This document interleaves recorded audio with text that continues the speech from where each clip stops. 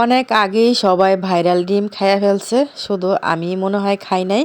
আর আমি খাই না এই কারণে যে আমাদের হাঁসে ডিম পারলে সেই হাঁসে পাড়া ডিম দিয়ে ভাইরাল রেসিপি আমি করে খাবো। তো হাঁসেও ডিম পারতেছিল না, আমার আর ভাইরাল ডিম রেসিপি খাওয়া হয় নাই। তো পরে আমাদের হাঁসে কয়েকটা ডিম পারে, পরে সেই ডিমগুলা রাইখা এই তো আজকে সিদ্ধ করে নিলাম। পরে আমার মেয়ে সিদ্ধ ডিমগুলা ছিলতেছে আর বলতেছে যে আম্মা খুললা, তো আয়সা বলতেছে একটা ডিম থেকে। তাই আমি বললাম যে এই ডিমটা হচ্ছে হাঞ্জ, বাসি হয় নাই। আর হাঁসের ডিম হোক আর মুরগির ডিম হোক, বেশি বাসি না হলে কিন্তু আবার ডিমগুলা ছিলতে চায় না। হাঞ্জো ডিমগুলা ছিলতে গেলে অনেক কষ্ট হয়ে যায়।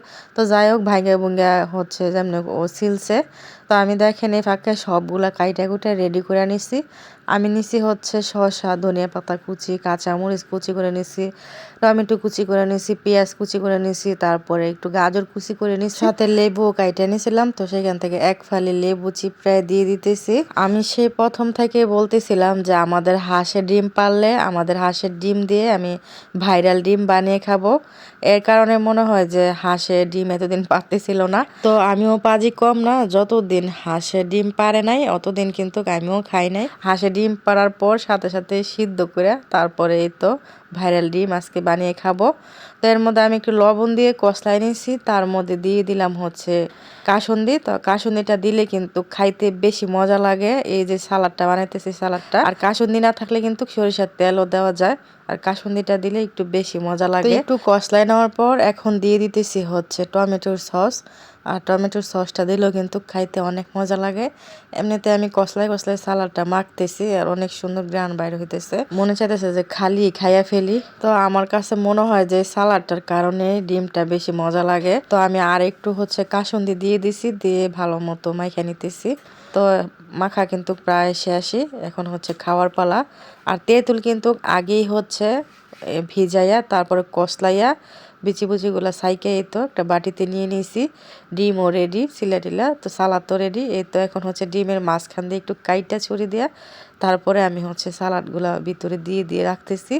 তো সবগুলো একসাথে হচ্ছে রেডি করে তারপরে আমরা সবাই খাবো। আজকে আমার কাছে অনেক খুশি খুশি লাগতেছে, কারণ অনেক দিন পর আমি আজকে এই প্রথম ভাইরাল ডিম খাইতেছি। এর আগে তো একবারের জন্য খাইনি, শুধু এই হাঁসের ডিম দিয়ে খাবো বলে। এই সালাডটাতে কাঁচামরিচ কুচি একটু বেশি করে দিয়েছি, একটু ঝাল ঝাল হলে কিন্তু খাইতে মজা লাগবে। সাথে হচ্ছে টক ঝাল অনেক মজা লাগবে, এই কারণে একটু ঝালটা বাড়াই দিছি। একে একে সবগুলা ডিমই রেডি করে নিছি, এই তো দেখেন। তো এখন হচ্ছে তেঁতুলটা দিয়ে দিব উপরে। তেঁতুলটা দেওয়া হলে পরে আমরা হচ্ছে খাবো সবগুলা ডিম। আর তেঁতুলটা হচ্ছে আমি একটু লবণ তারপর একটু মশলা দিয়ে গুলছি যাতে একটু বেশি মজা লাগে। পরে এই তো সবগুলা ডিম একদমই রেডি, এখন হচ্ছে আমাদের ভাইরাল ডিম খাওয়ার পালা।